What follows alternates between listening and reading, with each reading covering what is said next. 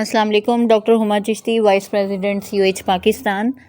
आज ये है कि ब्रेस्ट प्रॉब्लम के हवाले से बात करूँगी कि ब्रेस्ट डिसऑर्डर्स जो हैं वो क्या क्या होते हैं और किस तरह हो सकते हैं। इतना तो हम सभी जानते हैं कि ब्रेस्ट जो है वो एंडोक्राइन सिस्टम का हिस्सा है और इसकी वजह से हार्मोनल चेंजेस जो हैं वो आते रहते हैं।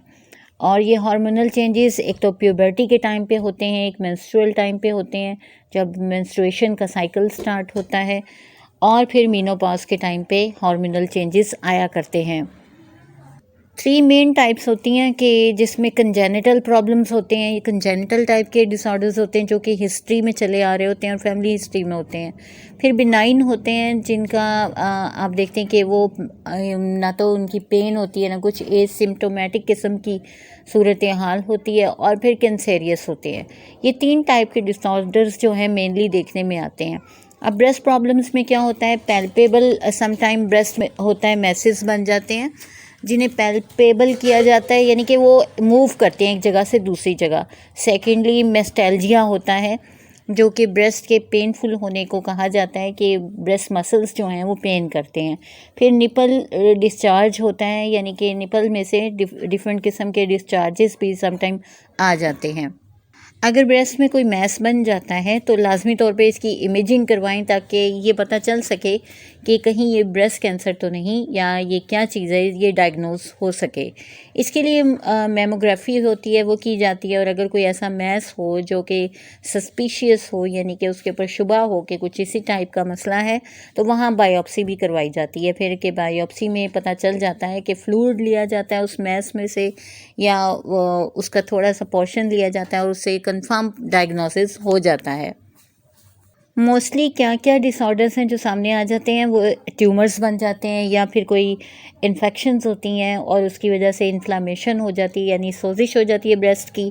फिर फाइब्रोसिस्टिक होते हैं सम टाइम जो ब्रेस्ट चेंजेस होते हैं, उसमें ज़्यादातर क्या होता है, कोई मैस बन जाता है लेकिन उसकी कोई सिम्टम नहीं होती, कोई पेन नहीं होती, लेकिन कोई ना कोई हिस्सा उभरा हुआ महसूस होता है, कोई ना कोई चीज़ मौजूद जैसे अंदर हो, इस तरह की फीलिंग होती है। इसके अलावा ब्रेस्ट पेन होती है और ब्रेस्ट जो है वो टेंडरनेस फील होती है, यानी दुखन महसूस होती रहती है। ब्रेस्ट पेन में याद रखिए कि ये साइक्लिक किस्म की होती है, यानी एक ख़ास टाइम पीरियड के साथ होती है कि इतने दिन हुई और इतनी देर हुई, इस तरह का सिलसिला होता है। और ब्रेस्ट एब्सेस भी सम टाइम बन जाते हैं, यानी फोड़ा नुमा चीज़ कोई सामने आ जाती है, इस तरह का भी हो जाता है।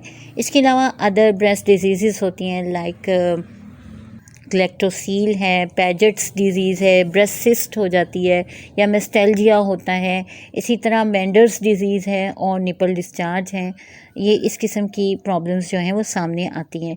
यूजुअली 30s से 50s के दौरान में ऐसा होता है कि जब फीमेल 30 साल की उम्र से 50 साल की उम्र में होती है तो उस दौरान में इस टाइप के प्रॉब्लम सामने आ जाते हैं। सोनोग्राफी एक ऐसी चीज़ है कि जिसके ज़रिए सिस्टिक मैस को डायग्नोज किया जा सकता है, और फिर ये है कि सॉलिड मैस जो है और उसमें फ़र्क किया जा सकता है कि ये सिस्टिक है या सॉलिड है। यानी कुछ होते हैं मूवेबल होते हैं और कुछ जो होते हैं वो मूवेबल नहीं होते और ना ही पैल्पेबल होते हैं कि उनको टच किया जाए तो वो अपनी जगह नहीं बदलते। कॉजेज़ के हवाले से अगर बात की जाए, ये स्लाइड्स मैं इसके ऊपर बता रही हूँ, और ये है कि कॉजेज़ की अगर बात की जाए तो इन्फेक्शंस की वजह भी हो सकती है। और फिर इसमें ऐसे होता है कुछ मेडिकेशंस ऐसी होती हैं कि जिनकी वजह से समटाइम ऐसी प्रॉब्लम डेवलप कर जाती है। और फिर जेनेटिक्स भी जो है वो इन्वॉल्व होती है, यानी कि फैमिली हिस्ट्री में अगर कोई ऐसा प्रॉब्लम था तो भी ऐसा हो जाता है, और हेरिडिटरी ये चीज़ चली आती है।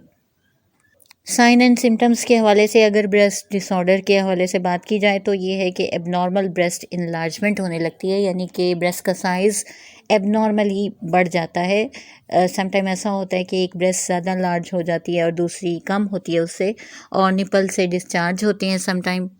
ब्रेस्ट पेन होती है, और फिर ये है कि स्किन चेंजेस समटाइम होते हैं, और उसमें क्या होता है कि रेडनेस नज़र आती है, लंप बन जाता है, या फिर ब्रेस्ट में थिकनिंग आ जाती है। और याद रखिए कि फ़ीमेल्स में 30 से 50 साल की उम्र में जैसे कि मैंने बताया कि ऐसा होता है, लेकिन सिर्फ 33% फ़ीमेल्स हैं जिनमें ऐसा प्रॉब्लम इस तरह होता है, जबकि 50% वीमेंस जो हैं वो हर किस्म की एज से ताल्लुक़ रखने वाली इस प्रॉब्लम का शिकार हो सकती हैं।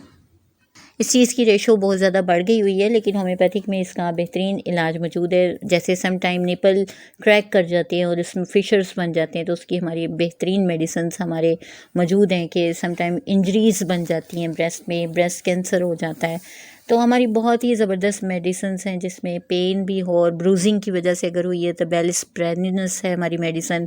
इसी तरह ब्रेस्ट अगर हार्ड है और टच करने में भी प्रॉब्लम है और स्टिचिंग पेन्स भी हैं तो ब्राइनिया इज़ द मेडिसन।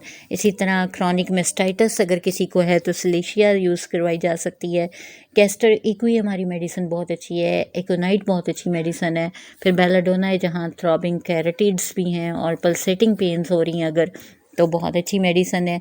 इसी तरह अगर टेंडर फीलिंग्स हैं, बहुत ज़्यादा दुखन है और स्वेलिंग भी है ब्रेस्ट में, तो calcarea carb is the medicine. Crack nipples के लिए स्पेशली ग्रेफाइट्स हमारी बहुत अच्छी मेडिसन है। फिर हिपासेल्फ, मर्क्यूरस, लेपिसेल्बिस, सिस्टस, ये बहुत अच्छी मेडिसन है।